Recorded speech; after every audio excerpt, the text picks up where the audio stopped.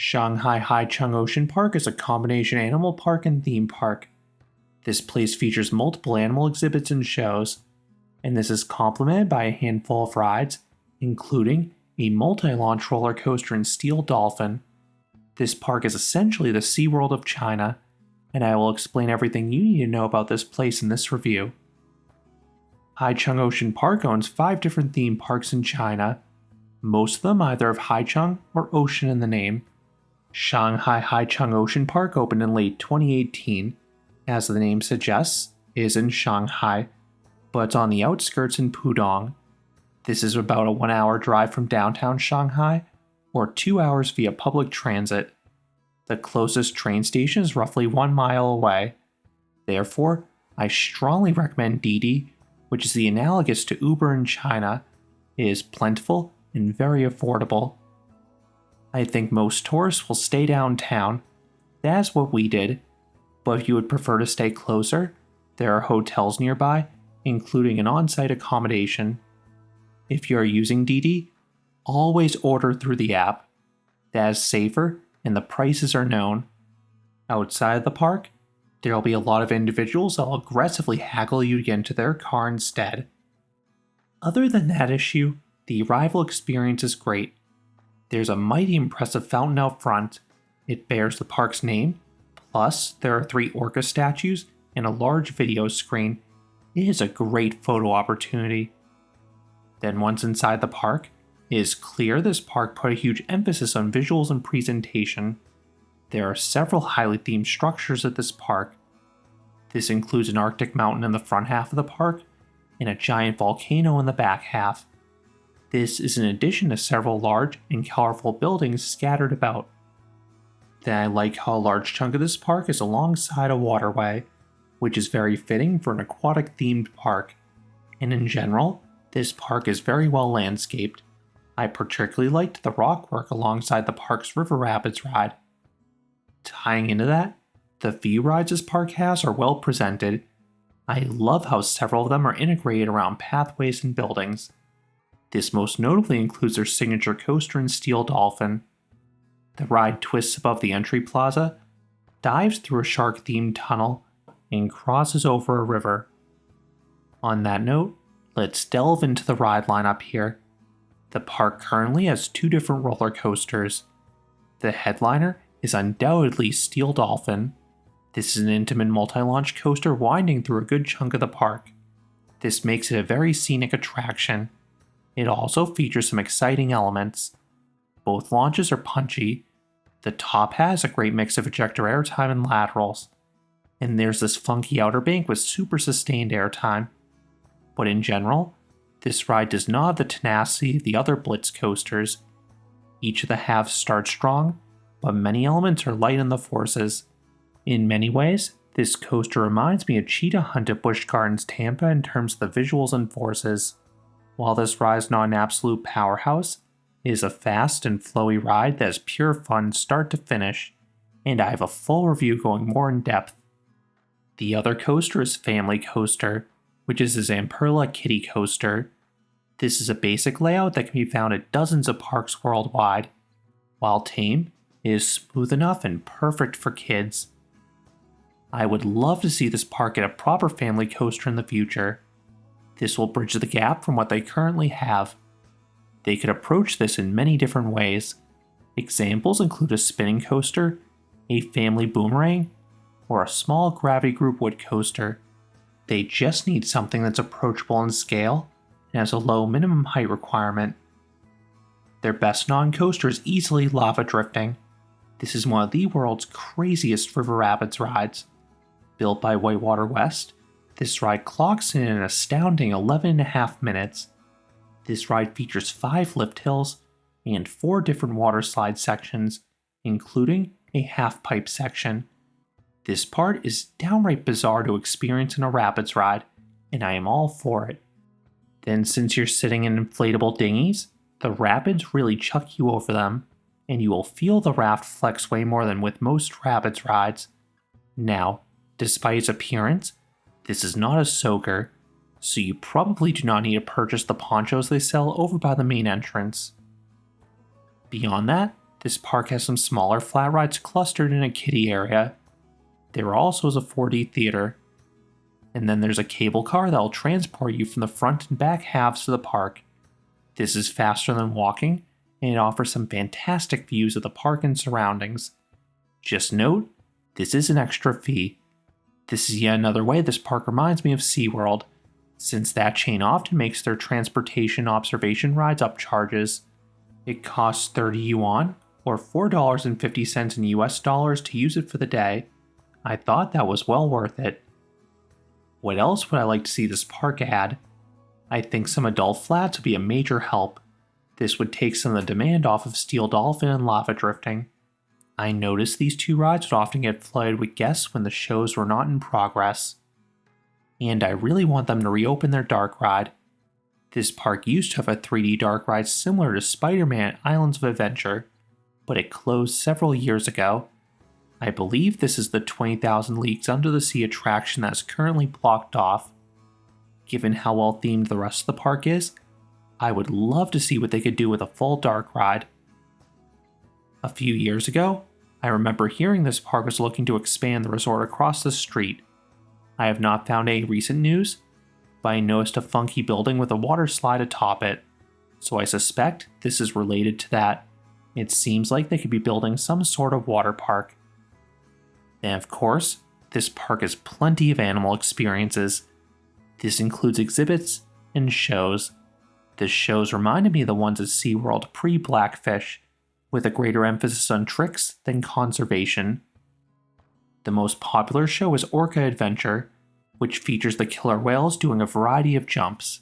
Just make sure to pack a poncho or an umbrella if you sit up front. You will get splashed repeatedly. Then Dolphin Romance was interesting. The show starts with dolphins doing tricks. Then there's this weird intermission where the dolphins disappear and trapeze artists come out. Then the dolphins return, and the trainers join them in the water for some really cool stunts.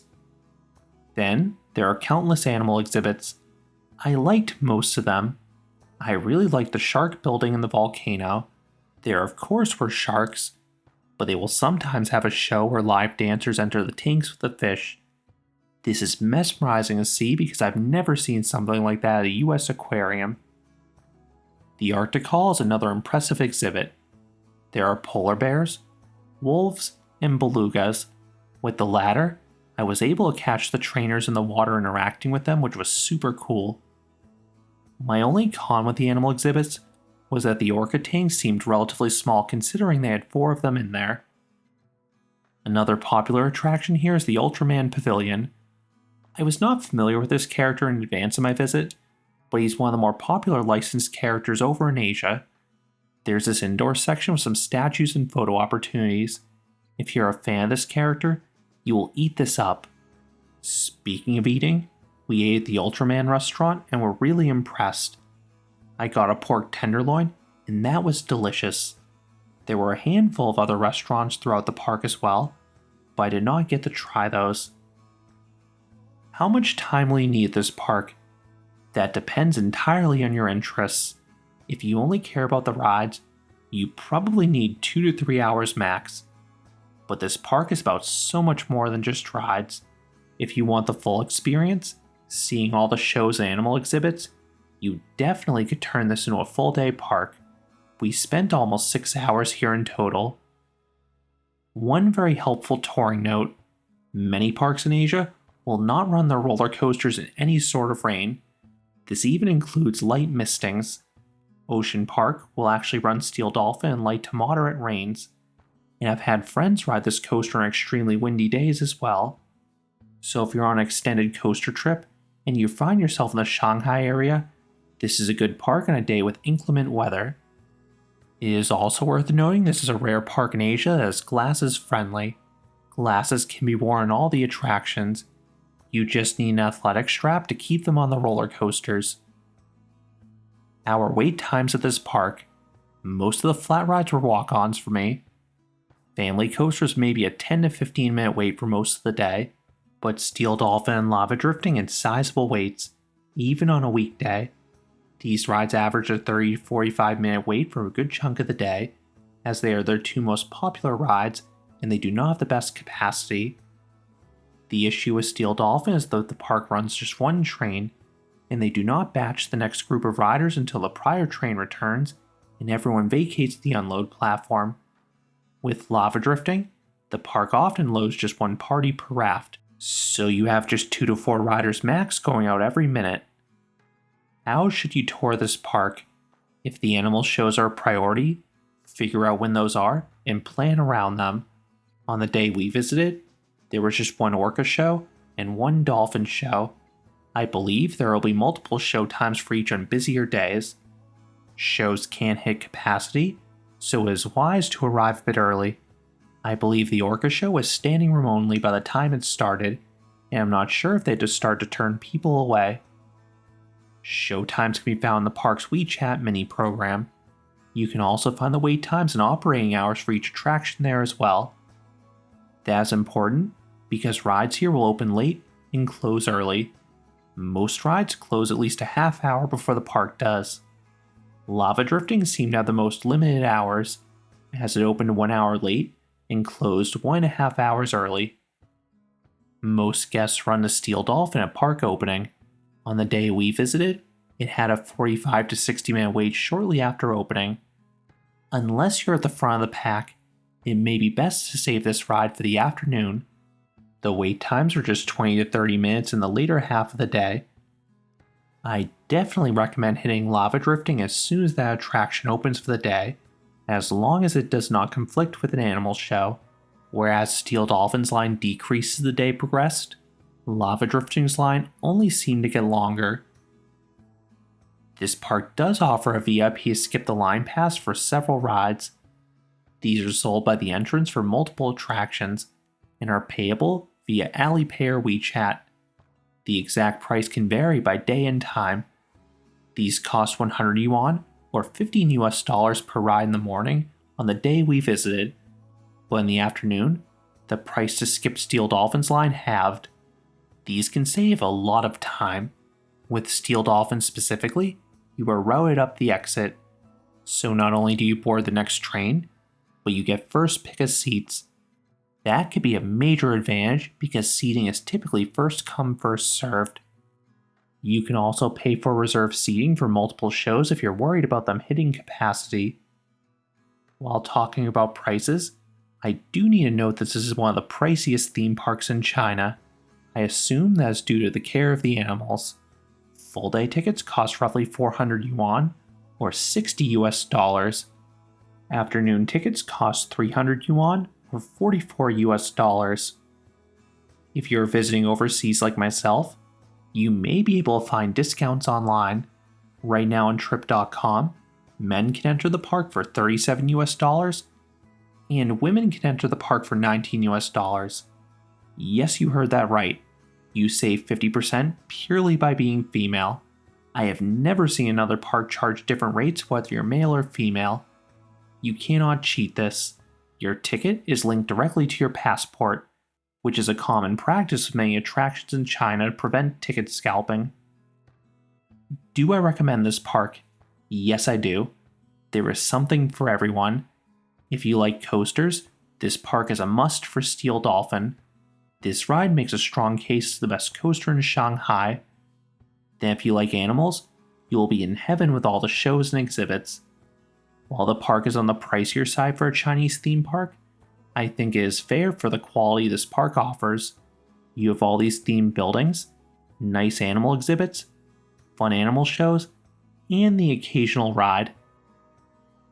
Those are my thoughts on Shanghai Haichang Ocean Park, which again seems like the SeaWorld of China. What are your thoughts on this park? Have you been there? Let me know down in the comments.